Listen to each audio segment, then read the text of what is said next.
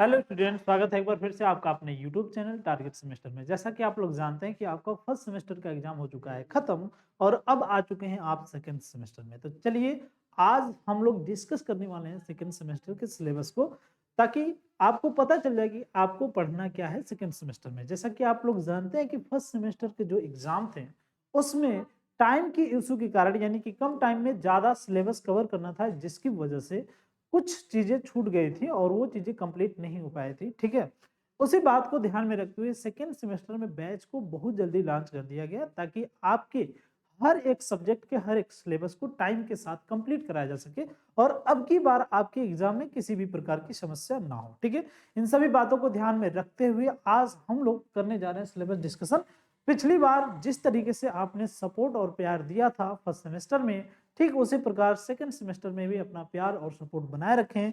जल्दी से जाएं, टारगेट गुरुकुल ऐप को डाउनलोड कर लें, क्योंकि सारी क्लासेस वहीं पे आपको प्रोवाइड कराए जाएंगे। इसके साथ ही आप व्हाट्सएप ग्रुप को भी ज्वाइन कर लीजिए, क्योंकि मोस्ट इंपोर्टेंट इंफॉर्मेशन जो है वो आपको ग्रुप में मिल जाएंगे। ठीक है, तो चलिए आज के इस लेक्चर्स में हम लोग करेंगे डिस्कस, और वो भी क्या डिस्कस करने वाले हैं, ज्योग्राफी का सिलेबस। जैसा कि आप लोग जानते हैं कि एनईपी यानी कि नेशनल एजुकेशन पॉलिसी के अनुसार सभी यूनिवर्सिटी का जो सिलेबस है वो सेम है। ठीक है, तो उसी के तहत हम लोग ज्योग्राफी के इस सिलेबस को डिस्कस करने वाले हैं। जैसा कि आप लोग यहाँ पे कोर्स कोड दे सकते हैं GEO 103F। ठीक है, ये ज्योग्राफी का कोर्स कोड है और कोर्स टाइटल क्या है भाई, ह्यूमन ज्योग्राफी, और वो भी थ्योरी। ठीक है, तो ह्यूमन ज्योग्राफी हम लोग कवर करने वाले हैं, थ्योरी कवर करेंगे। थ्योरी का जो सिलेबस है उसको पहले देखेंगे, उसके बाद हम लोग नेक्स्ट क्लासेस जो होंगी हमारी उसमें हम लोग थ्योरी को कवर करने वाले हैं। ठीक है, और जैसा कि आप लोग जानते हैं कि आपका बीए सेकंड सेमेस्टर का सिलेबस है, तो वो भी है ऑलरेडी। और ये जो सिलेबस है आपका यूनिट वाइज डिवाइड किया गया है, और हम लोगों को देखना है कि एक यूनिट, दो यूनिट और फिर तीसरी यूनिट में क्या क्या चीजें पढ़ने वाले हैं। ठीक है, तो सबसे पहले हम लोग फर्स्ट यूनिट को देखेंगे कि फर्स्ट यूनिट में हम लोग क्या पढ़ने वाले हैं। ठीक है, तो यहाँ पे देख लीजिए जो फर्स्ट यूनिट आपका दिया हुआ है, फर्स्ट यूनिट में सबसे पहले हमें पढ़ना है भाई, देखिए ये यूनिट नंबर फर्स्ट, और इसके अलावा यहाँ पे टॉपिक दिया हुआ है, तो एक एक टॉपिक को हम लोग देखेंगे भाई। अर्थ, दायरा, विकास, मानव भूगोल के सिद्धांत और दृष्टिकोण। ठीक है ना, यानी कि ये जो मीनिंग है और जो ये स्कोप है, यानी कि जो अर्थ है और जो दायरा है, ये किसका हम लोग पढ़ने वाले हैं भाई, ह्यूमन का, ह्यूमन ज्योग्राफी का। ठीक है ना, ह्यूमन ज्योग्राफी का यानी कि मानव भूगोल का, मानव भूगोल का अर्थ पढ़ने वाले हैं, मानव भूगोल का स्कोप यानी कि जो दायरा है उसको हम लोग पढ़ने वाले हैं। साथ ही साथ इवोल्यूशंस को भी पढ़ेंगे इसी यूनिट में, इवोल्यूशंस यानी कि उसके विकास को पढ़ेंगे।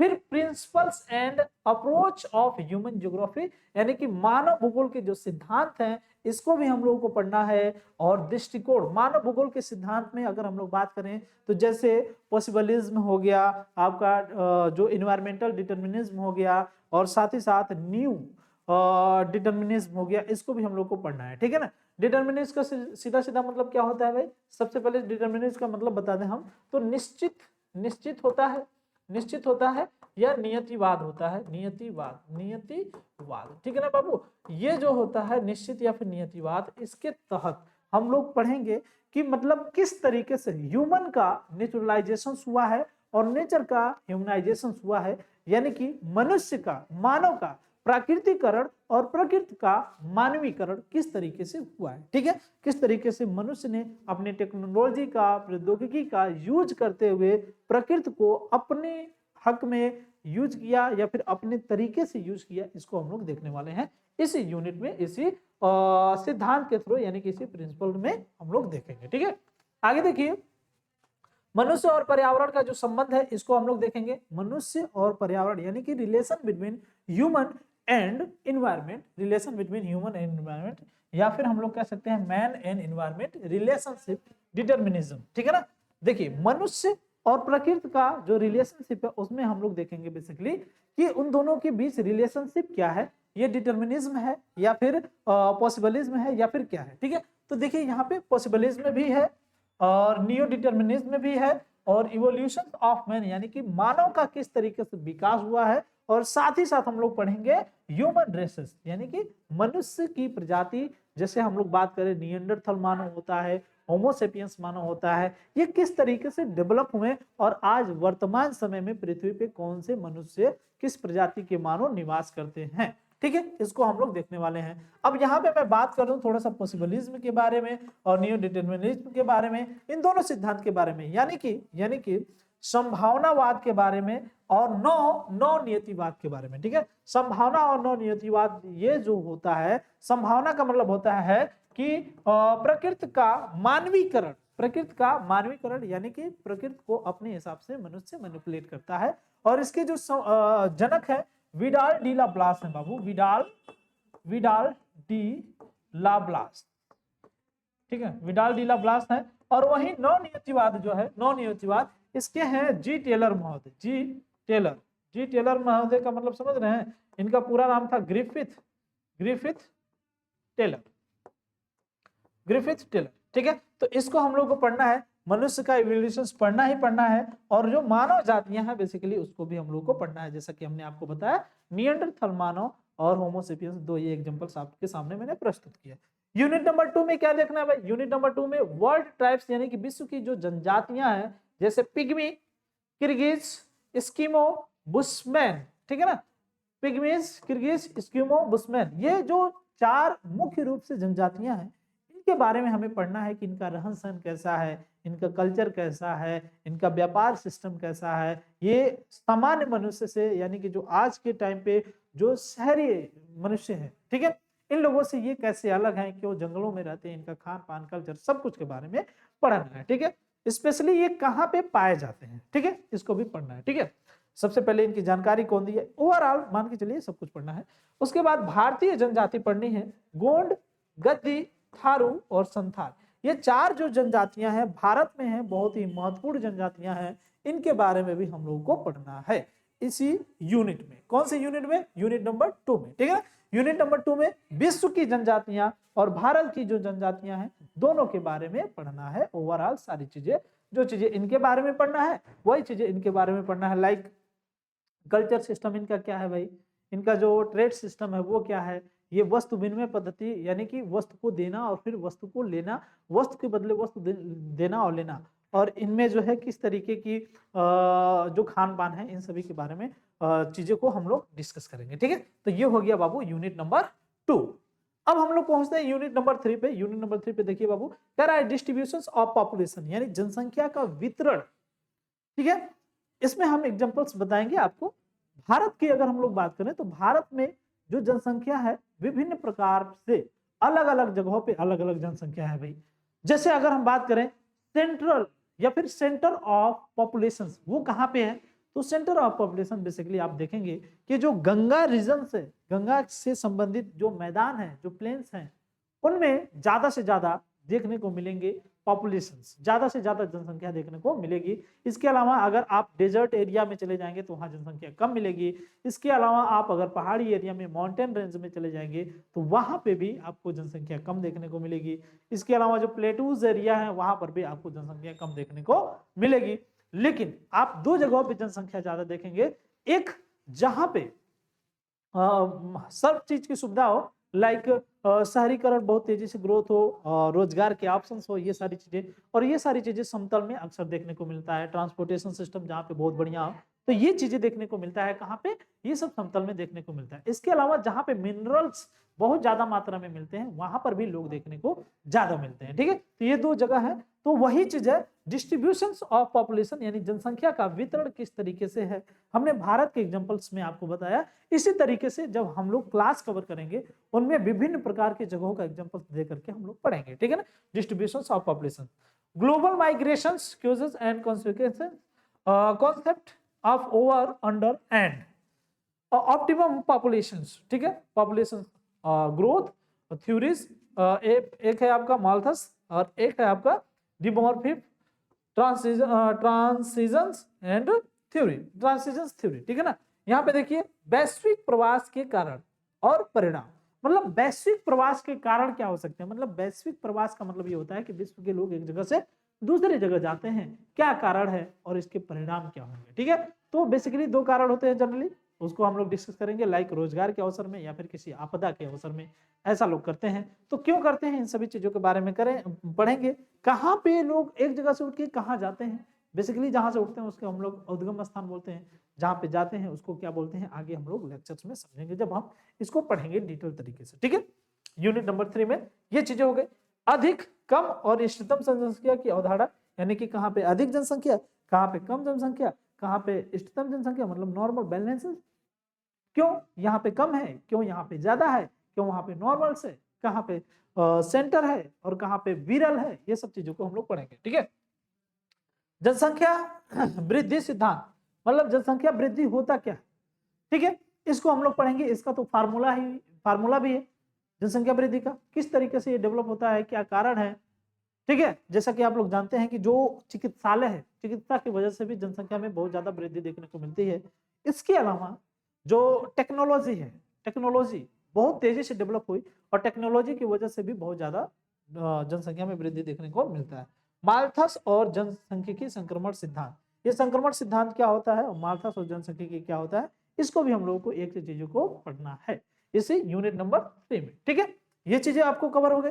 अब चलिए नेक्स्ट देखिए, सारथी देगा साथ और हर बच्चा करेगा सेमेस्टर में टॉप।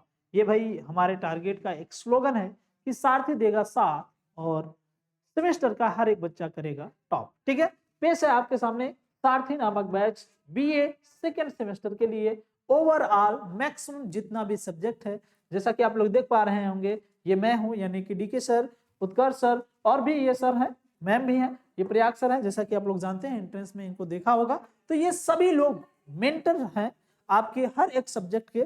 पर्सनली ये लोग आपको गाइड करने वाले हैं और एक एक चीजों को, किसी भी प्रकार की समस्या अगर होती है, एक एक चीजों को ये क्लियरिफिकेशन करेंगे, एक एक चीजों का क्लियरिफिकेशन देंगे, हर एक चीज आपको समझाएंगे।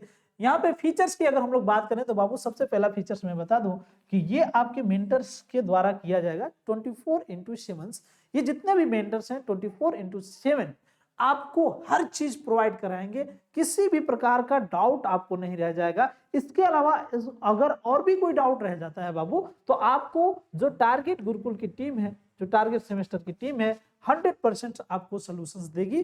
व्हाट्सएप ग्रुप बस ज्वाइन कर लीजिए, उस व्हाट्सएप ग्रुप में आप अपनी प्रॉब्लम्स को रखिए, 100% आपको सॉल्यूशंस देखने को मिल जाएगा। ठीक है, उसके बाद देखिए सबसे मोस्ट इंपोर्टेंट फीचर्स की बात कर लें तो 4 से 5 महीने का अभी आपके पास टाइम है, 4 से 5 महीने का टाइम है और इतने दिनों में 100% आपको सिलेबस कवर किया ही जाएगा, इसमें कोई दो राय नहीं। ये हर एक मेंटर्स की अपनी गारंटी है कि वो आपका सिलेबस कंप्लीट कराएगा ही कराएगा, इसमें कोई दो राय नहीं है। इसके अलावा जो मेंटरशिप है ये पर्सनल मेंटरशिप मिलेगी। अगर आपको लगता है कि इस टीचर से हमारा या फिर इस मेंटर से हमें ज्यादा समझ में आता है तो इस मेंटर से हमें पढ़ना है, तो 100% आप जो है उस मेंटर की क्लासेस कर सकते हैं, पर्सनली एडवाइस ले सकते हैं, पर्सनली मेंटरशिप प्राप्त कर सकते हैं। इसके अलावा आपको मोस्ट इंपोर्टेंट क्वेश्चंस और पीवाईक्यू भी देखने को मिलेंगे, यानी कि अगर आपका एग्जाम का पैटर्न कुछ भी हो, टेंशन लेने की बिल्कुल आवश्यकता नहीं है। हर एक मेंटर की ये गारंटी है कि आपका कॉन्सेप्ट क्लियर कराएगा और जो मोस्ट इंपोर्टेंट क्वेश्चंस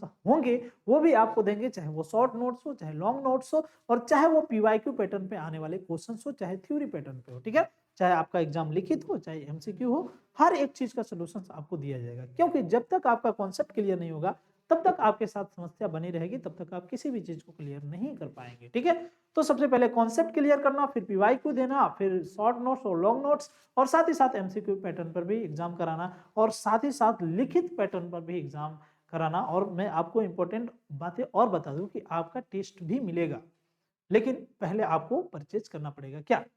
ये सारथी नामक बैच। ठीक है भाई, प्राइस क्या रहने वाली है? 999 नहीं, 999 नहीं रहने वाली है, तो 499 नहीं भाई, ये भी नहीं रहने वाली है। क्यों नहीं रहने वाली है? 15 जनवरी से पहले अगर आप बैच परचेज करते हैं तो आपको यूज करना है सेमेस्टर 10 नामक कूपन कोड। सेमेस्टर 10 अगर कूपन कोड आप यूज करते हैं तो आपको इसमें भी डिस्काउंट देखने को मिल जाएगा, यानी कि 499 में भी आपको डिस्काउंट देखने को मिल जाएगा और आप 499 प्राइस से भी कम प्राइस में आपको ये बैच मिल जाएगा। लेकिन कब? जब तक आप इसे 15 से पहले नहीं ज्वाइन कर लेते हैं। अगर 15 के बाद ज्वाइन करेंगे तो आपका प्राइस बढ़ जाएगा। ठीक है, तो ये सारी फीचर्स, ये सारी चीजें आपको केवल और केवल 499 में भी डिस्काउंट करके दिया जाएगा। और बीए सेकंड सेमेस्टर स्पेशली किसी भी प्रकार का कोई भी सब्जेक्ट है आपको 100% देखने को मिल जाएगा इसमें। ठीक है, गाइडेंस तो आपने देख ही लिया, और पिछले एग्जाम में बच्चों का बहुत ही सपोर्ट प्यार मिला बाबू। एक एक बच्चे जो है कमेंट किए कि सर हमारा एग्जाम ऐसा गया ऐसे गया। कुछ बच्चों ने तो कहा सर 45 क्वेश्चन तक हम सॉल्व करके आ गए, 45 क्वेश्चंस तक, ठीक है। कुछ बच्चों ने और भी कहा लेकिन डिपेंड करता है कि जब तक आपका कॉन्सेप्ट क्लियर नहीं होगा तब तक आप क्वेश्चंस को सॉल्व नहीं कर पाएंगे। क्योंकि एक बच्चे ने कमेंट किया था भाई कि सर मैंने एक दिन वीडियो देखा और उस वीडियो से लगभग 35 क्वेश्चन फंसे थे। तो 35 क्वेश्चंस मैं इसके पक्ष में नहीं हूँ बाबू। जब तक आपका कॉन्सेप्ट क्लियर नहीं होगा तब तक आपको मैं ये नहीं रिक्वायरमेंट करूंगा कि आप केवल वीडियो देख करके जाइए और एग्जाम में क्वेश्चन सॉल्व करके आ जाइए, नहीं, ठीक है। आपको कोर्स को कंप्लीट करना है, सिलेबस को कंप्लीट करना है, ताकि आपको किसी भी प्रकार की समस्या ना हो। आपके पास नॉलेज भी तो होना चाहिए, केवल टॉप करने से सब कुछ नहीं होता है। तुक्का लग के भी बहुत बच्चे टॉप कर लेते हैं, लेकिन नॉलेज होना बहुत जरूरी है, ठीक है। चलिए, इतनी बातें आपने बैच के बारे में जान ली, और जल्दी से चाहिए इसको परचेज कर लीजिए, टारगेट गुरुकुल ऐप को डाउनलोड कर दीजिए, व्हाट्सएप ग्रुप को भी ज्वाइन कर लीजिए, ठीक है। चलिए आगे बढ़ते हैं, अगले यूनिट में देखते हैं बाबू। अगले यूनिट में हम लोग को क्या पढ़ना है? Unit number 4, human settlement. Human settlement पढ़ना है बाबू, मानव बस्तियों के बारे में पढ़ना है कि मानव किस तरीके से अपने आप को सेटल करके रखा है। इसमें सबसे बड़ी बात है भाई, रूरल और अर्बन दो जगहों पे देखिए, रूरल और अर्बन, ठीक है, दोनों जगहों पे हम लोग देखेंगे इनका पैटर्न क्या रहने वाला है और स्पेशल रेफरेंस क्या होने वाले हैं भाई। ये इंडिया के भी संदर्भ में देखेंगे और वर्ल्ड के भी संदर्भ में इनके ट्रेंड और पैटर्न क्या है, अर्बनाइजेशन इन द वर्ल्ड। देखिए दो तीन चीजें ध्यान दीजिए कि इंडिया के संदर्भ में अर्बन सेटलमेंट और ट्रेंड और पैटर्न देखेंगे, और अर्बनाइजेशन इन द वर्ल्ड, यानी कि पूरे विश्व में किस तरीके से अर्बनाइजेशन देखने को मिल रहा है, शहरीकरण देखने को मिल रहा है, इसके बारे में भी हम लोग पढ़ेंगे। इसका क्या पैटर्न है, इसका क्या ट्रेंड है, इसको भी हम लोग पढ़ेंगे। मानव बस्तियां, हिंदी में बोलेंगे मानव बस्ती, ग्रामीण बस्तियां यानी कि जो रूरल एरियाज में होती हैं बस्तियां, भारत के विशेष संदर्भ में प्रकार और पैटर्न, यानी कि भारत विशेष में हम लोग पढ़ेंगे कि भारत में कितने प्रकार की बस्तियां होती हैं, किस तरीके की बस्तियां होती हैं, जैसे एकल होता है और भी बहुत कुछ होता है। जब हम लोग डिस्कस करेंगे ओवरऑल क्लास में, तो उसमें आपको एक एक चीजें बताई जाएंगी, ठीक है। आगे देखिए, शहरी बस्तियां जो होती हैं, विश्व में शहरीकरण किस तरीके से हुआ और उनकी प्रवृत्ति और उनका पैटर्न क्या है भाई, इसको भी हम लोग यूनिट नंबर 4 में कवर करने वाले, ठीक है। तो आपने देखा कि सिलेबस में कौन कौन सी चीजें पढ़नी है ओवरऑल चारों यूनिट में, 1 यूनिट, 2 यूनिट, 3 यूनिट और 4 यूनिट। ये देखिए पहले यूनिट में क्या था भाई, पहले यूनिट में मीनिंग्स और स्कोप, एवोल्यूशंस, ये सारी चीजें थी। दूसरे यूनिट में भाई वर्ड टाइप्स, यानी कि पूरे विश्व की जनजातियों के बारे में पढ़ना है। तीसरे यूनिट में बेसिकली हम लोग जनसंख्या को पढ़ेंगे, जनसंख्या से रिलेटेड जितनी भी चीजें हैं उसको हम लोग पढ़ने वाले हैं। और चौथे यूनिट में जब जाते हैं तो हमने देखा कि सेटलमेंट बेसिकली मानव बस्तियां किस प्रकार की थी, और मानव बस्तियां केवल और केवल इंडिया के परपेक्स में नहीं बल्कि वर्ल्ड के भी परपेक्स में, यानी कि विश्व के परपेक्स में हम लोग को पढ़ना है, ठीक है। तो आज के क्लास में हमने सिलेबस को डिस्कस किया, ज्योग्राफी का सिलेबस है, और ज्योग्राफी में बेसिकली हम लोग ह्यूमन ज्योग्राफी पढ़ने वाले हैं। तो आज की क्लास में सिर्फ इतना ही, मिलते हैं नेक्स्ट क्लास में, तब तक के लिए बाय। सिलेबस देख लीजिए, पूरा तैयारी कर लीजिए, टारगेट गुरुकुल ऐप को डाउनलोड कर लीजिए और जल्दी से जाइए कोर्स परचेज कर लीजिए, व्हाट्सएप ग्रुप को ज्वाइन कर लीजिए, ताकि किसी भी प्रकार की समस्या अभी भी न रह जाए। 15 जनवरी तक आपको ऑफर है, सेमेस्टर 10 आपको यूज करना है ताकि आपको और भी डिस्काउंट मिल जाए, ठीक है। आज के क्लास में सिर्फ इतना ही, मिलते हैं नेक्स्ट क्लास में, तब तक के लिए बाय।